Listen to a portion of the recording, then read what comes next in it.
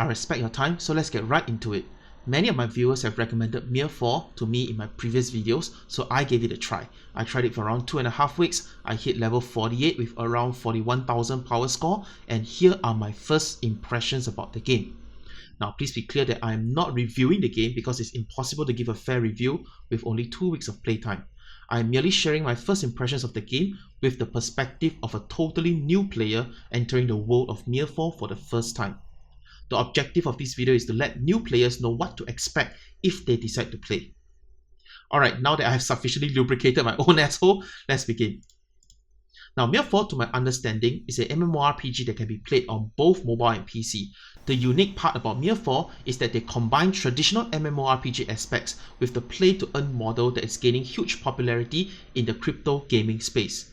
In a nutshell, the game is supported by their own native cryptocurrency token called Draco, and while playing the game, you can mine something called Darksteel, which can then be converted into Draco and sold for money.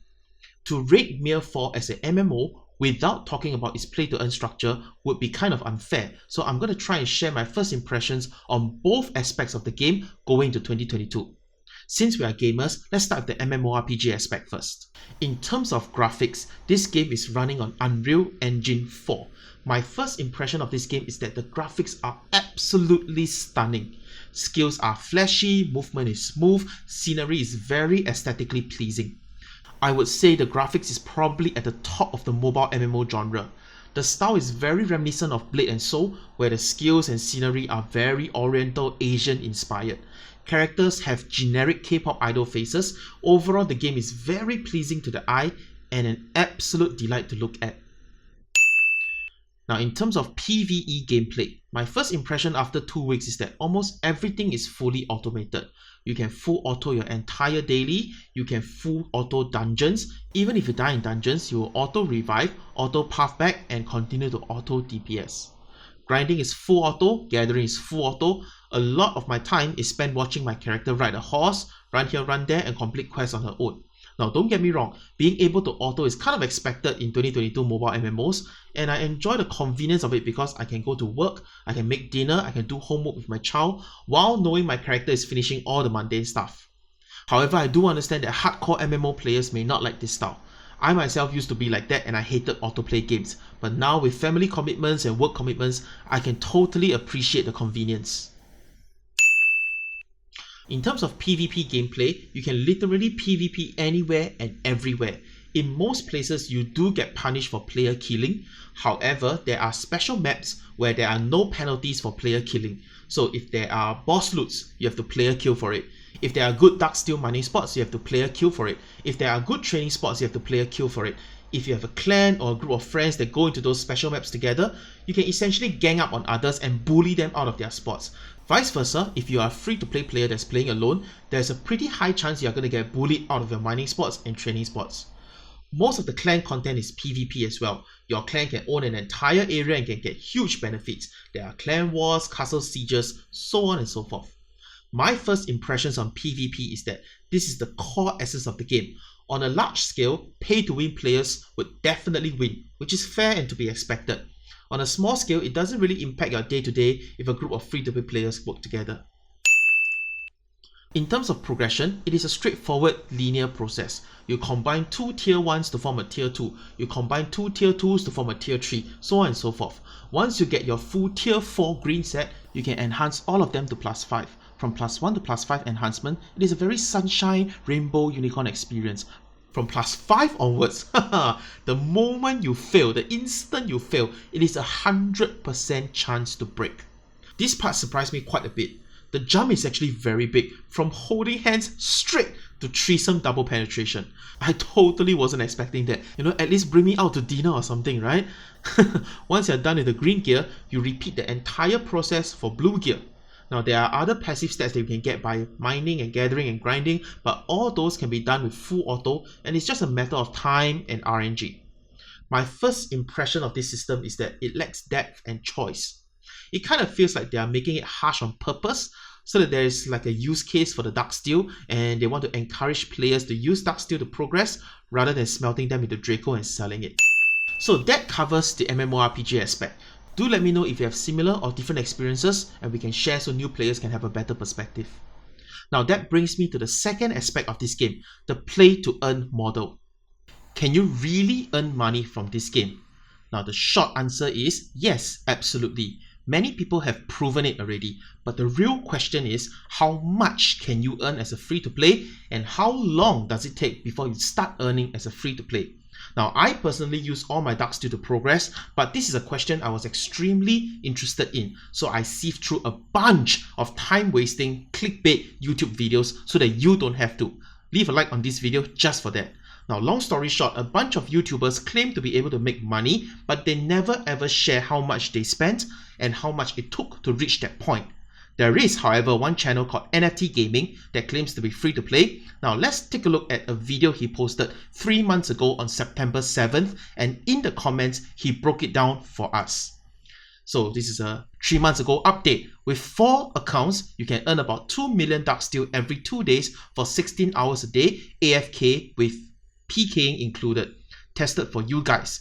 Only check the counts every 2 hours before sleep and after waking up. About 62,000 Darksteel per hour on average and about 46 cents per hour. So on September 7th, the price of Draco to USD was 81 cents USD per Draco. The day of this recording is Christmas, 25th December. The price of Draco to USD is 29 cents USD per Draco. So the price of Draco has dropped by 280% since his video. Now, using his data of 46 cents an hour, he would be earning 16 cents an hour today.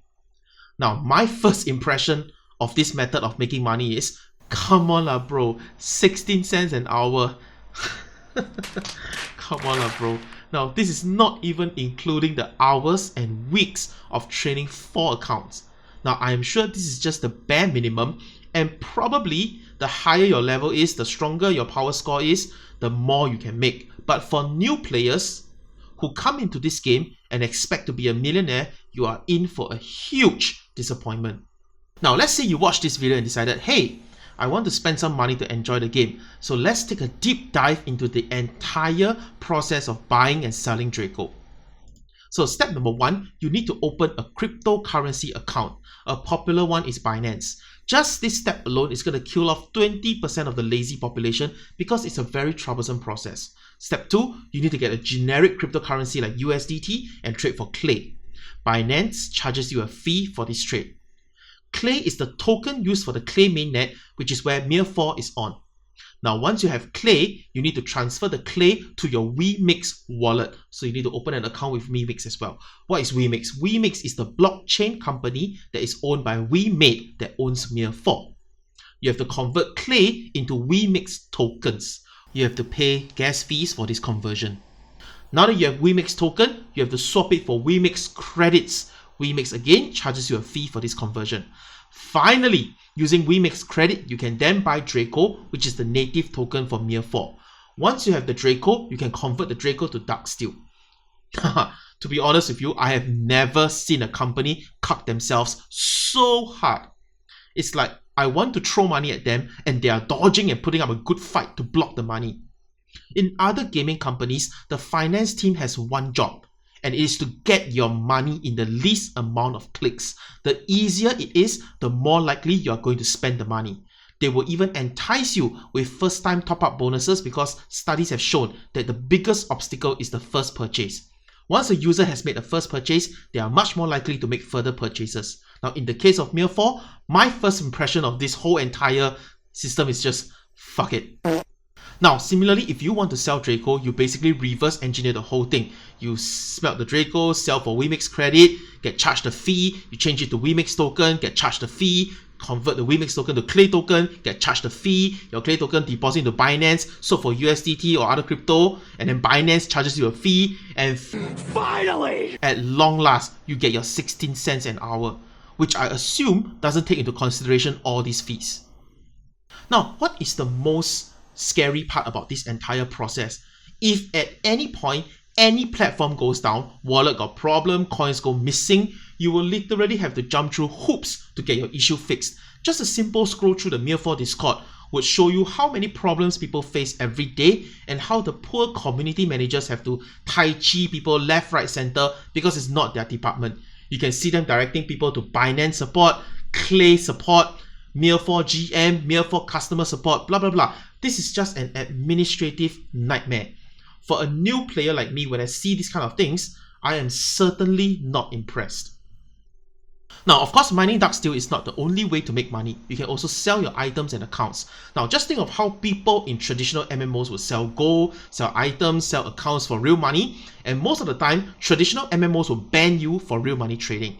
However, you can actually do it legitimately and safely in MIR4. In fact, MIR4 has systems and platforms in place that actively encourages you to sell your items and accounts by providing you with a scam-free platform. This is, in my opinion, a fantastic idea that all MMORPGs should adopt in the future. It doesn't matter whether it's cryptocurrency or not, but having a platform that allows players to trade items scam-free is really, really important. Whether companies like it or not, real money trading in MMOs have been around for decades, and it is here to stay. So might as well take advantage of it by doing it yourself, which reduces scam cases and you earn a platform fee, and it also increases your game's reputation. Now, I have to address the elephant in the room. Bots, bugs, hacks, and exploits. This game is full of it. There are bots flying around Darksteel mining maps, invincible bots, untargetable bots. Now, they take up a lot of the Darksteel mining spots, and players are just very, very frustrated by it. Every single comment from their YouTube channel, every Discord channel, every Reddit thread, every Play Store review is begging MIR4 to have better anti-cheats. There was a huge exploit in 2021 where people could get unlimited Darksteel boxes, which caused the price of Draco to free fall. Now, regardless how the game reacted, the price of Draco never recovered. Now, as a new player doing research on this game, this is just extremely bad publicity. The irony is just too much. Like, come on bro, how is it possible that a game that is at the forefront of technology, creating platforms for people to trade cryptocurrencies and NFT on the blockchain, doesn't have the technical ability to stop bots and exploits? The very nature of cryptocurrency and blockchain technology is security. Yet the game itself is severely lacking in security. Come on bro. So let's summarize everything that I've talked about. In terms of the MMORPG aspect, MIR4 has fantastic graphics, the PvE is almost full auto, PvP is definitely bordering on pay to win, and the progression systems lacks depth. Now, in terms of the play-to-earn structure, I have to say, MIR4 has no barriers to entry. It is 100% free to play. There is no need for anybody to purchase any NFTs upfront to enjoy the game. MIR4 also has dedicated scam-free secure platforms to buy and sell NFTs and items. This is really, really good, really, really important.